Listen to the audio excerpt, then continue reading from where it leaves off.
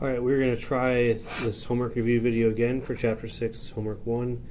Unfortunately, there was an issue with the sound in the first attempt, so some of you saw this on YouTube and couldn't hear me say anything, which makes it a lot less useful, and I apologize for that. So I'll get this going as soon as we can, and then you'll be able to hopefully get some use out of this as we go forward. Alright, so Chapter 6, Homework 1, the average was pretty good this time. We had about a 10.4 out of 12 as our overall score. So that's a pretty good outcome, so it seems like we're getting a lot of these things, but there still are some things we need to go through. All the questions I want to go through today are actually requests from students, so I got a number of good requests, so we're going to just cover those ones. But if you have any other ones you'd like me to go over, please find time to see me. Alright, so we're just going to kind of go in random order, just the order that I received these questions, not necessarily anything systematic here. So the first one is sort of an acid-base neutralization problem. We have a 25 milliliter sample of aqueous barium hydroxide. It requires this many milliliters of HCl for neutralization. What is the molarity of the barium hydroxide BaOH2 solution? Now, a lot of people in these problems try to use M1V1 equals M2V2, but we really should only use that equation for dilution. What we want to do here is instead think about what we're looking for in this problem. So we're looking for molarity of barium hydroxide, capital M, which is equal to the moles of barium hydroxide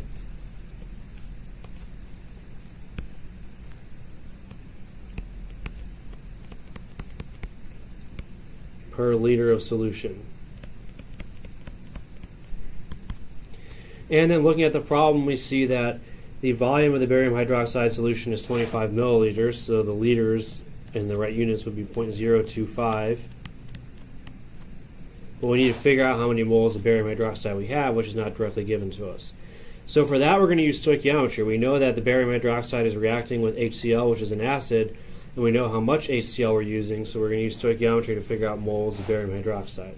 So we need a balanced equation, or at least we need to know the mole ratios of reactants. So we have barium hydroxide, which is a base, plus HCl, which is an acid. And then if we think about the ratio that these two react with each other in, our base has 2 OH minuses, but our acid only has 1 H plus.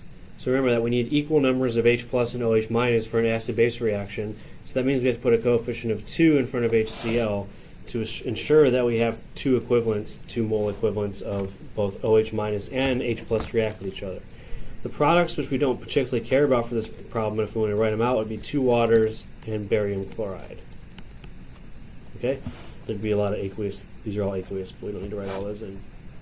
Alright, but the important part is that these are a 1 to 2 ratio. So when we now go to calculate moles of barium hydroxide, we always start with the volume and molarity that we know. So we know the volume of HCl that we use is 18.45 milliliters. And we know that its molarity is 0.01500. So that means we have 0.01500 moles of HCl per 1,000 milliliters of that solution, or per 1 liter is the standard definition, but we can take the shortcut. And so that gives us moles of HCl, and then to find moles of barium hydroxide, which is what we want, we have to look at mole ratios from the balanced equation. So we want moles of HCl to cancel out to convert into moles of barium hydroxide. And we see that there's a coefficient of 1 in front of barium hydroxide, a coefficient of 2 in front of HCl. So this is a 1 to 2 ratio. And this is why if you try to use the M1V1 equals M2V2 shortcut, it won't work here because these two things don't react in a 1-to-1 mole ratio. But what we end up with is 0.000138 moles of barium hydroxide. So we're going to put that back up into here to calculate molarity. 0.001384 moles per 0.025 liters. So we get 0.005535 molar. So I'm not sure how many significant figures we actually needed, but that's what we're going to get for this one when we calculate molarity. Alright, back from an unplanned commercial break to meet with a couple students. So we covered this one about finding molarity. This problem here is another stoichiometry problem. It really doesn't even have anything to do with aqueous solution. So on some sense it's a little bit out of place in Chapter 6, but it's related to stuff we covered in Chapter 5 with just sort of the basics of stoichiometry. This is a redox equation, and specifically this was known as a displacement equation, but we don't need to really know that for this problem. We're just doing stoichiometry. So we want to know how many grams of iron are formed. So that's what we're looking for. If 6 grams of aluminum reacts with excess iron oxide. So we have 6 grams of aluminum, excess iron oxide. The equation is unbalanced. We need to make sure we balance it first. So we have Al Fe2O3 forming Fe and Al2O3. So pretty simple one to balance, because on the left side we have 2 irons, so we needed 2 there. On the right side we have 2 aluminums, we needed 2 there. Both sides have 3 oxygens, so we're done with coefficients. So this is the balanced equation, and we want to know how many grams of iron form. We have 6 grams of aluminum, we have excess Fe2O3, so we don't have to worry about limiting reactants here. We just need to figure out how much product forms from 6 grams of aluminum as a reactant. So we have 6 grams of Al, and what we're going to do first is convert that to moles. So we're going to use the atomic mass of aluminum, 26.98, straight off the periodic table to find to convert grams of aluminum into moles. And then once we have moles of aluminum, we can figure out how many moles of iron form by using mole ratios. So moles of iron in the numerator, moles of aluminum in the denominator. And what we have is a 2-to-2 ratio, 2 moles of iron, 2 moles of aluminum. And that gives us moles of iron. What we want for is grams of iron, so we're going to use the atomic mass of iron now, 55.85 grams in 1 mole. And so when we work that across, what we end up with is 12 grams of iron. If we're being precise about significant figures, it should only be 2 sig figs, and we get 12 grams of iron. All right, so that's how we end up doing that one. It's just a pretty routine stoichiometry mass-to-mass type problem, but a good review for us as we go into this week's test. All right, the next couple deal with precipitation. So in precipitation problems, we're mixing 2 ionic compounds together, or sometimes it involves acids and bases as well, and we have to figure out if one of the products is insoluble or not. So here we're looking for solutions would form a precipitate when mixed with NaOH. So we have to go through all these possibilities and figure out what products form. We don't necessarily have to balance the equation, we just need to know what the identity of the product is and whether or not it's insoluble. Okay? So we're going to do, in all of these we're going to use NaOH as one reactant, and we're going to mix these with different aqueous solutions A through E here. So the first one is magnesium nitrate. So the 2 products that form, we swap cations and anions. So sodium is going to pair with nitrate. And again, I'm going to leave coefficients out because they don't matter for this problem. There would likely be some, in this one especially. So we form sodium nitrate. That's going to be soluble. The other product is going to be magnesium with hydroxide, so it's going to be MgOH2. And this is not the most common solubility rule that we deal with, but hydroxides are usually insoluble unless they're paired with a group 1 or with the heavier group 2s, calcium, strontium, barium. So to sort of show you that on the periodic table, if we have a hydroxide as our ionic compound, or our anion, the ones that are soluble are going to be the group 1, lithium, sodium, potassium, rubidium, cesium, and the heavier group 2s, calcium, strontium, barium. But beryllium hydroxide, magnesium hydroxide are insoluble, and all of the transition metal hydroxides would be insoluble as well. Okay, so this one's going to be insoluble, so that's going to be one that would form a precipitate, so choice A should be our answer, because it forms insoluble magnesium hydroxide, so it would result in the formation of precipitate. Now the rest of these we can double check. So for choice B, we have sodium hydroxide plus lithium nitrate. We swap cations and anions, and we get, again, sodium nitrate, which we know is soluble because all sodium compounds and all nitrates are soluble. And we get lithium hydroxide. This time the hydroxide is a group 1 hydroxide, so all of the group 1 hydroxides, lithium, sodium, and on down, are soluble. So both of these products are soluble and no precipitation would then occur. For choice C, very similar. We have NaOH plus, this time, potassium nitrate. And we end up with swapping cations and anions. We get, once again, sodium nitrate, which is soluble. We get potassium hydroxide. As we said, all of the group 1 hydroxides are soluble, so no precipitation here. Choice D, this one is kind of a trivial one because we have the same cation in both of our compounds. So when we combine NaOH and NaCl, if we just swap cations and anions, we just get the same thing in different order. So there's no net reaction here because we have a shared cation between the two, so we're not forming any new compounds. So really this one's not going to form a precipitate either because there's no new compounds formed. Both of them are soluble anyway. And then finally, choice E is an acid-base reaction, kind of like the last one we did. So we have sodium hydroxide, HNO3, and we get, again, sodium nitrate as a product and water. This time in acid-base reactions, we only form one ionic compound. Sodium nitrate is soluble, so there's no precipitation here either.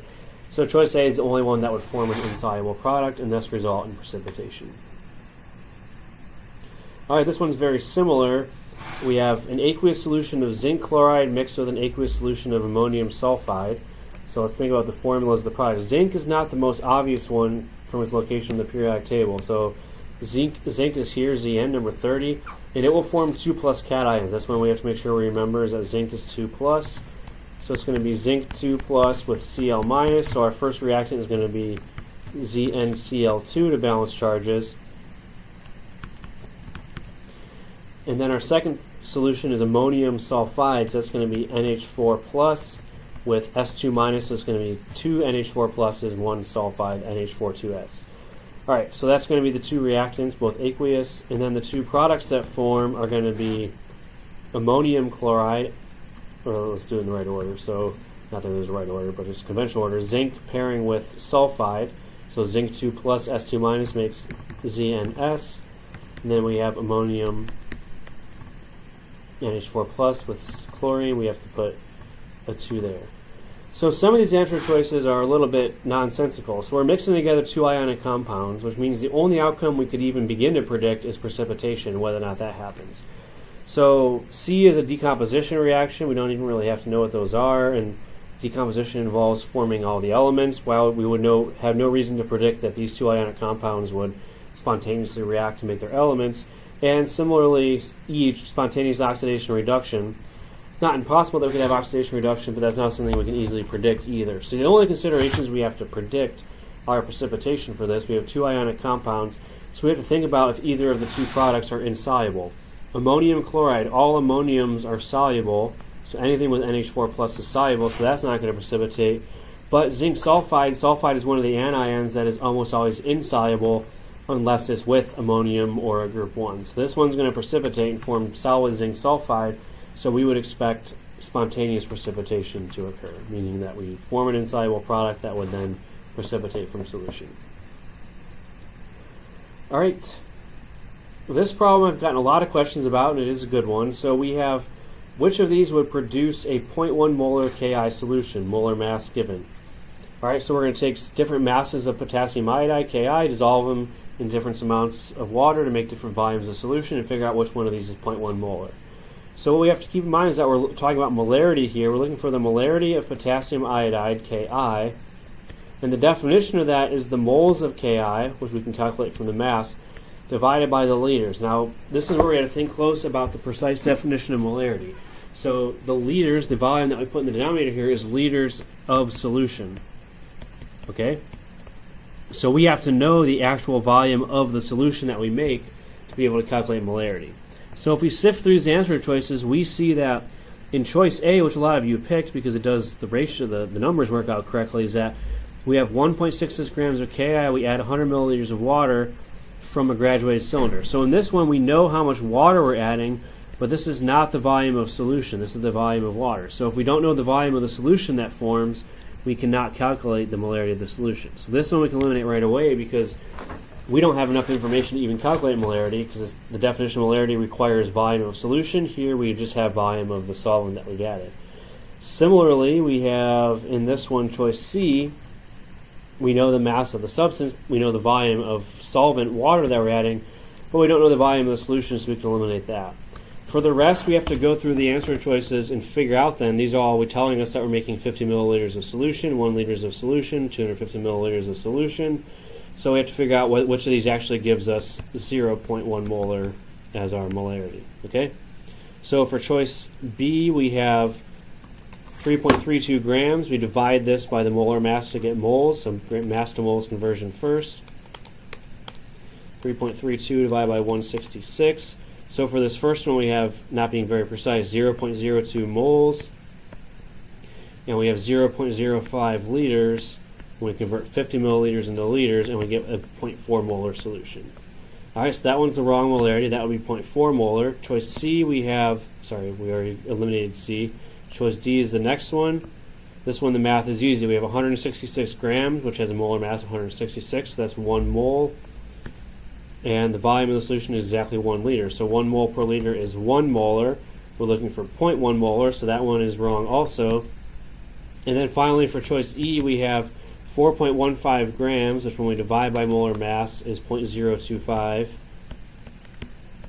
moles. And then the volume is 250 milliliters, which converts to liters as 0.25. And when we divide those two, we get 0.11 molar.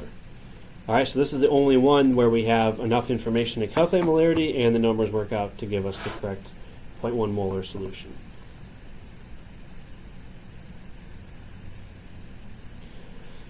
All right, in this one we're back to solution stoichiometry now, and the one thing that kind of trips some people up on this problem, which we're not going to worry about in the test, is the terminology of displacement reaction. So this is a sort of a subcategory of a redox equation. We're not going to expect you to predict products for these reactions. They're actually not that hard, but we didn't cover it in class, so we're not going to expect you to know that in the test. So if this was given to you as a test question, we would show you that a displacement reaction is where you take a metal, in this case zinc, combine it with an ionic compound, and then the product that forms is kind of like precipitation. Precipitation is what you would call a double displacement, where we swap cations and anions from both. Here you just have one anion, so what we're going to do for our products is we're going to take this metal and pair it with the anion as an ionic compound as a product. So zinc paired with nitrate becomes Zn with 2 nitrates, because zinc forms 2 plus cations. And then the other product is just going to be the cation from the ionic compound as a metal by itself, silver. Okay, so this is the metal that forms. We need some coefficients here to balance. So we're going to have a 2 there and a 2 there to balance. But as I said, on the test, we would give you the chemical equation, or at least give you enough information to produce this chemical equation, not expect you to know the terminology about displacement. But now that we have the chemical equation, we can calculate. So this is excess. We have a volume and molarity of silver nitrate, and we're trying to find how many grams of metal will be formed. So we're looking for grams of silver, starting with 100 milliliters of solution, silver nitrate. We use the molarity to convert into moles of silver nitrate.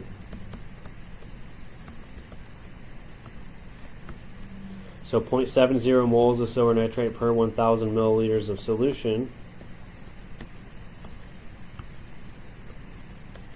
And then once we have moles of silver nitrate, we can calculate the moles of the silver that forms as a product.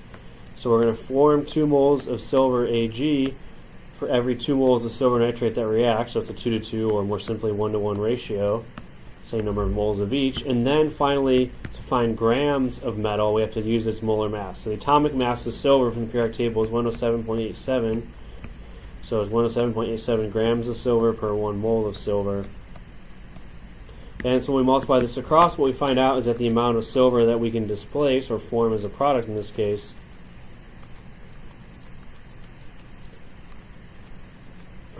hang on a second. Sorry, I'm having calculator issues here.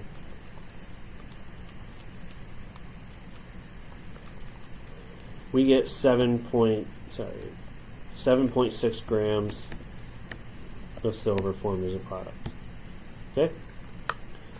All right, so that's how we handle this one. It ends up being just a stoichiometry problem once we have the correct balanced equation. All right, we have one question here that deals with oxidation reduction. So we're not going to have to balance this equation. It's already provided us balance. But we have to know which of these substances is reduce, oxidize, or reducing agent, oxidizing agent, things like that. So we have 3 Mg plus N2 going to magnesium nitride, Mg3N2. First thing to figure out is this a redox reaction? Because one of these, choice E, says that the reaction is not considered redox. We have to verify that it is. And there's a couple ways to approach this. Remember that any chemical equation that involves elements is going to be a redox equation, because the oxidation number of an element has to change when it converts into a compound. So by that token, we know it's redox. We have to assign oxidation numbers also, so we can verify also that this is a redox equation that way. So magnesium and nitrogen both have oxidation numbers of 0. They're elements by themselves, neutral elements, no charge. And then in the product, the oxidation number is just the charge of the anions and cations. So if we go to the periodic table, magnesium is a cation. It's in group 2, so it's going to be +2 for its charge and its oxidation number. And then for nitrogen, in the formula, we have nitride, which is a group 5 element, so it's going to form a 3- anion, and that means that the charge and oxidation number for magnesium, for nitrogen would be -3. Okay, so those are all the oxidation numbers for reactants and products here, and then we just have to figure out how they're changing through the course of the reaction. So magnesium, Mg, is going from 0 as a reactant. There we go. It's 0, and then on the product side, it's +2. So the oxidation number is increasing for magnesium, which means that this is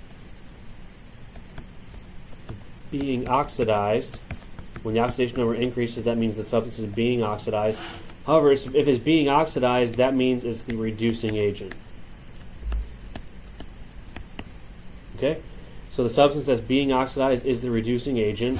And then similarly for nitrogen, the oxidation number goes from 0 to -3, so it's decreasing, which means that nitrogen is being reduced. And that's, if it's being reduced, that classifies it as the oxidizing agent. Remember, the agent is one that causes the other one, so the reducing agent causes the other one to be reduced, and the oxidizing agent causes the other one to be oxidized. So that's the classifications for these. In choice A, which says N2 is oxidized, magnesium is reduced, that's the opposite of what's true. Nitrogen is being reduced and magnesium is being oxidized. In choice B, magnesium oxidized, nitrogen reduced, so that is correct. Magnesium, again, is being oxidized, nitrogen is being reduced. Magnesium is the oxidizing agent, that's wrong. Magnesium is reducing agent, as we said. Nitrogen reducing agent, that's also wrong, it's the oxidizing agent. So the only answer choice that gives a true statement is choice B over there, okay? All right, in this problem, we're back to molarity. So there's a couple that are in a row that are similar. Three left. All right, so for molarity, we have, here we're looking for molarity of fluoride. So whenever we're calculating molarity, it's capital M, and we're looking for a specific species F-. So what we need then are the moles of F-, and we need the volume of solution in liters. So we have 250 milliliters of solution, so that means the volume is 0.25 liters. But we need to calculate the moles of fluoride. Now the fluoride in this solution is coming from two things. We have lithium fluoride and sodium fluoride. And so when each of these dissolves, lithium fluoride dissolves in water to give La plus and F minus. So we're going to get some fluoride from there. And similarly, sodium fluoride dissolves in water to give Na plus and F minus as well. So we have two sources of F minus in this solution, so we have to figure out the moles that each of them provide and then add them together at the end. So for lithium fluoride, the moles of F minus that will dissolve, we have 18.34 grams of lithium fluoride. We can convert to moles of compound using its molar mass. So 1 mole of lithium fluoride has a mass from the periodic table, we add the two together, of 25.94 grams. So we convert to grams of lithium fluoride. From grams to moles. And then once we know moles of lithium fluoride, we know that because there's only one F in the formula, one fluoride, this will release 1 mole of F minus for every mole that dissolves. So 1 mole of F minus per mole of lithium fluoride that dissolved, and that means we get from lithium fluoride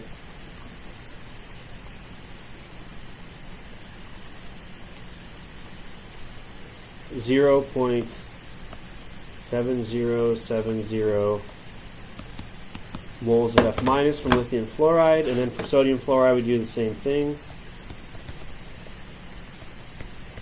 The moles of fluoride are going to be, we have 4.32 grams of sodium fluoride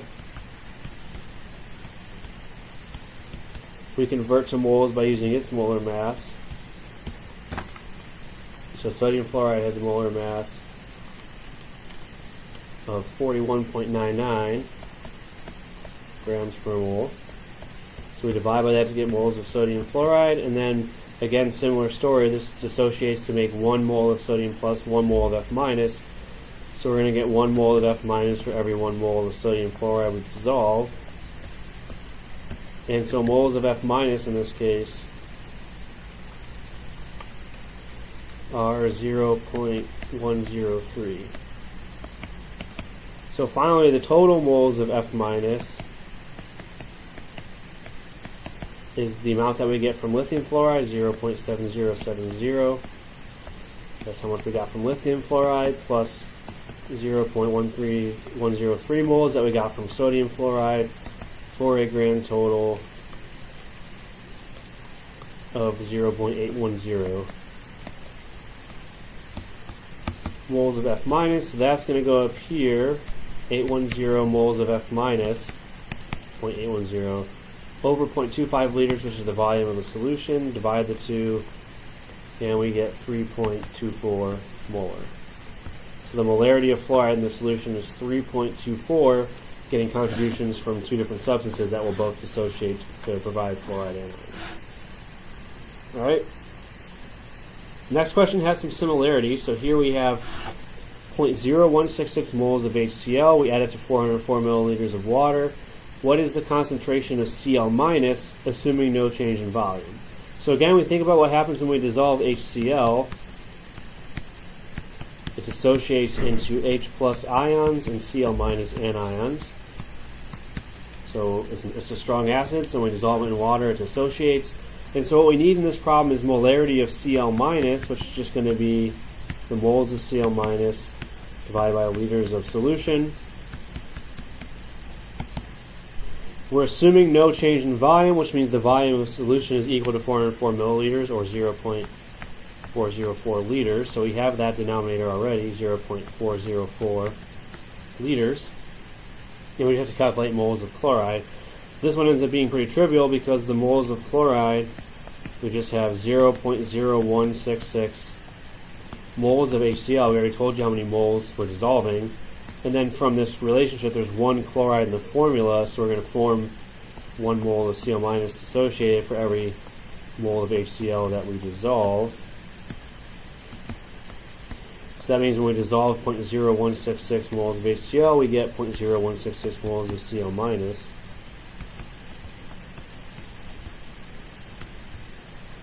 And then when we divide the two to get molarity,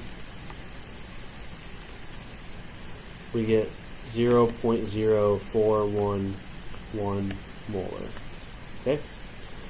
So that was a similar one as the last one, probably a little bit simpler because we only had one source of chloride ions and we gave you the moles directly, so you didn't really have to do nearly as many conversions for that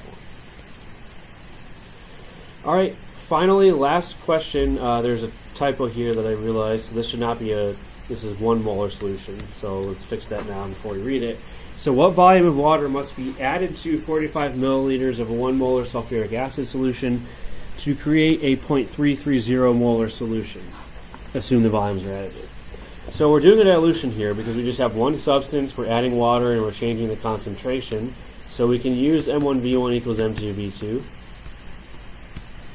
Then what we're solving for here is the volume of water that's added, so that's going to be related to the final volume. So V2 is going to be M1V1 over M2, so the initial molarity is 1 molar. The initial volume is 45 milliliters. And the final molarity, M2, is 0.33. So what we get for the final volume, V2, is 136 milliliters, but this is the total volume of the solution. What we're looking for is water that must be added, assuming that volumes are additive. So the volume of water that's added is equal to the final volume of the solution minus the amount that we started with.